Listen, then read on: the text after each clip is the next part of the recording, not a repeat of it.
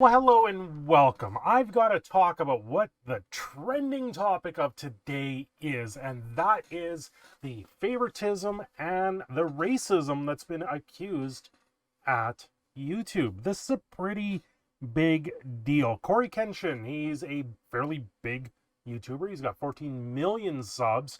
Ended up #1 on trending over this video that in a day has gotten 5 million views on it. And I have seen every single content creator that I follow at this point speak about it.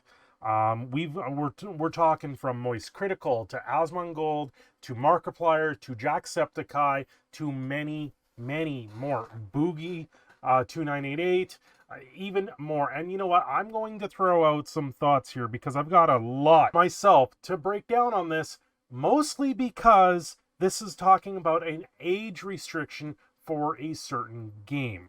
The Mortuary Assistant. The Mortuary Assistant is a very good game. However, there is parts in the game where when I was watching people play through it, namely Jacksepticeye and Markiplier, I said, well, that's not really safe for YouTube. You could tell right away the certain things that in the game would not be something that I generally would think would continue on YouTube. You would think it would be age restricted to begin with.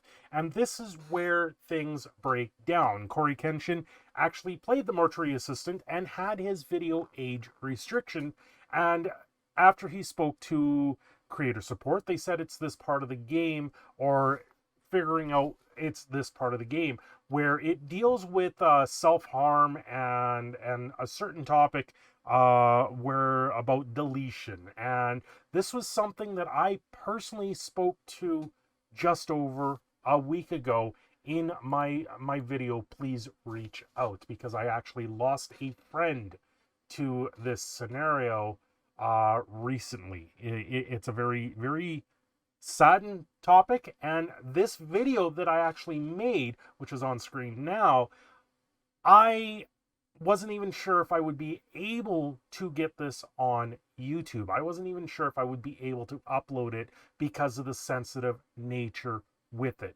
So in my heed, before I put it out there, I actually messaged creator support and talk to them, and they told, what I was told was put it through the monetization process and someone would review it and make sure it would be done. I have 1.4k subs, and I was able to actually reach out and contact someone at creator support. So I'm kind of surprised where there's a lot of people. I also watched 8-Bit Ryan talk about it, how he has nobody to reach out, and he's got 3 million subscribers. I have a little thing at the top of my thing here where I hit this little tab that says chat with creator support. So that's what I did. I reached out to them before I made that video public. So I am very surprised and questioning where this is all coming from. I don't understand it personally, how this type of content or this type of thing continues to happen. Now, the video in question is this one here, by Corey Kenshin, YouTube Racism and Favoritism, still number 26 in trending. And literally talks about how YouTube picks favorites in particular, and how they don't get certain things age restricted, and he did. That these other creators get away with things, and he doesn't. He'll get a strike or something like that. And this is a very unique situation in itself, mostly because the game in question was the Mortuary Assistant, which it looks like an amazing game. It is an amazing game. It has very scary, horrific storytelling in the game, which in itself should really come down to an age-restricted video. And I'm not surprised that this now bubbles up. Now the hype is over with this game, and things are coming down the line, and it looks to me like everyone that's played this game, it's slowly coming down the line that it's getting dinged, it's getting hit, it's getting age restricted down the line. Now, Was this a cause and effect from Corey Kenshin putting out his video, talking about it? It could be. It could also be someone saw his version of the video and reported it. He talks about how because he is black and Markiplier is white, which I actually think Markiplier is, I thought he's indigenous somewhere, but I don't get it. Markiplier also has had in the past where he's gotten strikes for comedy skits that he's done with cartoons punching each other. Moist Critical or Penguins, he actually had he was given a strike and was denied the appeal, and then was able to show once again Markiplier's version of the same video, which was strike free. Now, Markiplier works side and side with YouTube quite often. He's done a bunch of YouTube original videos, and does this give him a little bit more leeway with YouTube? Does he get a little bit more sensical with that? I don't think so. I don't think this gives him any more leeway than anyone else. I just think he gets overlooked more than anyone else when it comes to YouTube, because YouTube's just going to sit there and put it out there. Personally, with the amount of videos I've done, I have over 700 videos and combined with live streams on this channel, and I'm only at 1.4K subs. When I go through the monetization process of YouTube, they generally, I check through the boxes, I go through everything, and they say generally you rate your content well, and they give me a pass on it. Now, this doesn't mean that it gives me better viewership. It doesn't mean that I get better push in the algorithm. In fact, I think that part of the algorithm is very broken in that sense. And this, to me, looks like a change that has happened with the algorithm, in particular for around the mortuary assistant. And this could be a test point of what we're going to see in the very near future with something of a Canadian law that's coming down the line, where maybe these things get worked out in the long run. But I'm not going to go into that because that's another video. Now, do I see the racism? No, I don't see racism in this. I don't. It's not like someone's going around and spamming the N-word somewhere, or literally making a character in this sense where one is a superior to the other. It doesn't. I don't see that. It's not there. Now, everything else I've seen, there's people talking about this. This is going to be a very hot topic, and I think it's a good discourse and a good start for YouTube to actually create more transparency around these situations, around what is allowable on YouTube. A while back, we did stream a game called Martha is Dead. The thing got restricted to hell and back, but we did it as a live stream. I privated the live stream. It's not something that I go back and look at. I also did a review of the game without showing much of the game, because the game was an absolute crap fest. It ran like absolute garbage for a game that was supposed to be this photorealistic walking simulator.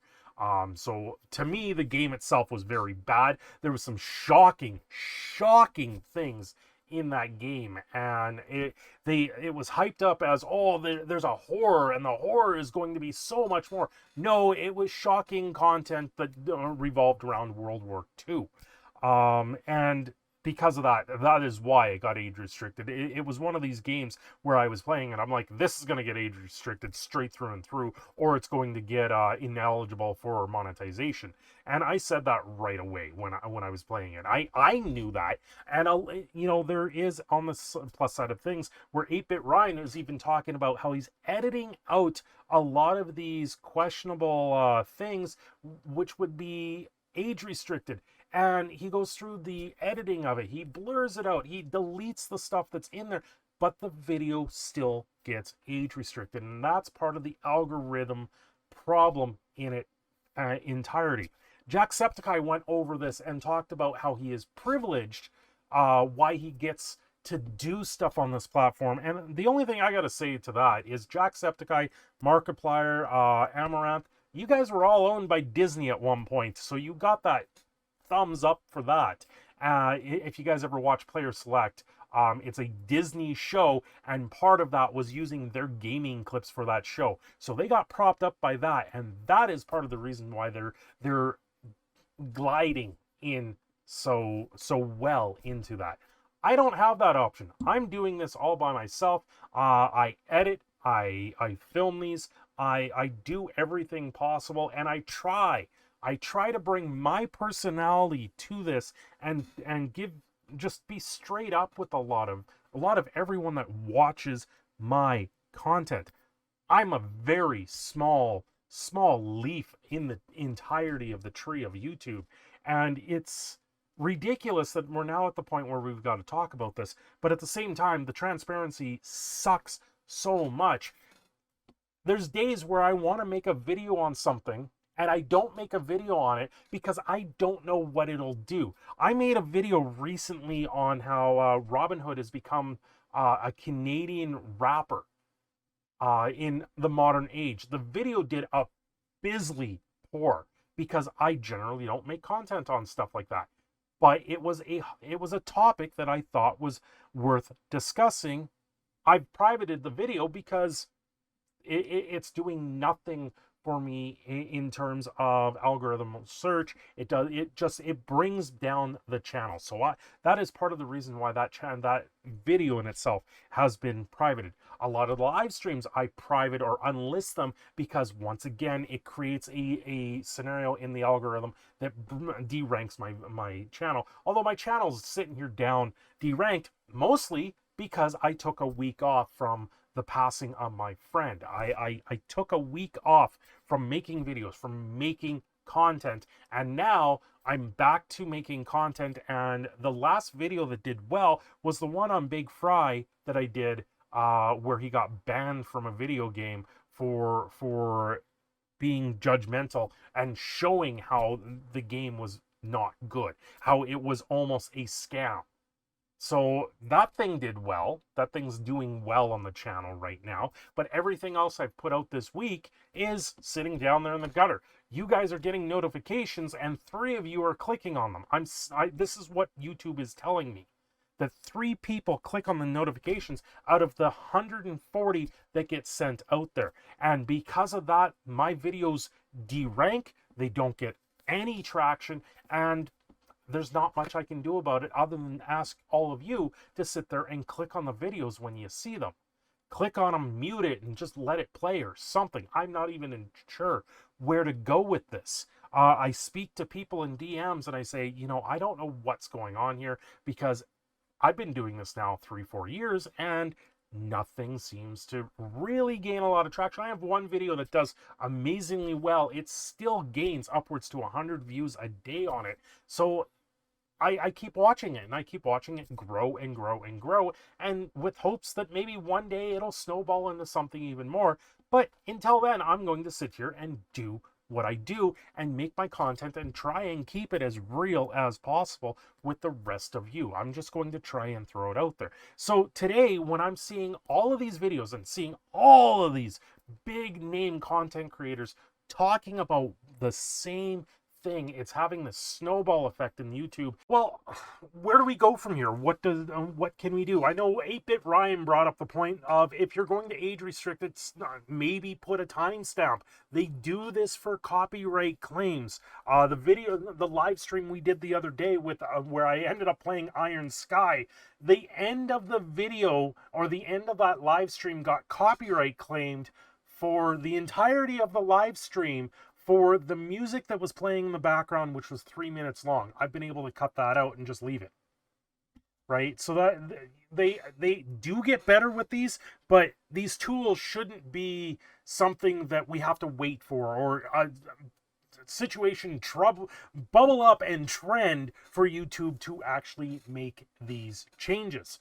I think if a video is getting age restrictive, YouTube should be sitting there going, well, it's from this point to this point that we have a problem with. Can you do something about it? Yeah, you can. Okay, the second you do that, we'll lift the age restriction.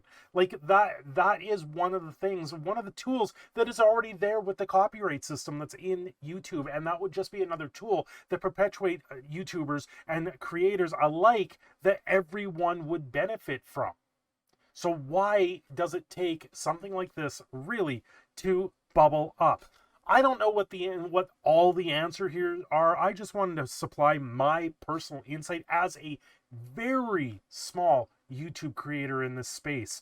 In all of this, my voice is probably not even going to get completely heard here because I'm going to get overlooked by a lot of these big name YouTubers. They're not going to watch this. Maybe someone at YouTube will watch it. You guys watching the video, I thank you every day for doing that. And if you did stick around this far, why don't you subscribe to the channel and see what else I got to say? Maybe go through my back catalog and take a look at the old videos I've got going on there, because I've got a ton of content for you all to look at. Anyway, guys, I'm going to end this thought here. Leave me your thoughts, comments down below. Maybe you've got something more to talk about this. Until next time, don't forget to like and subscribe. This is Proud Canadian Phoenix Cindershadow signing off. I will catch you all next time.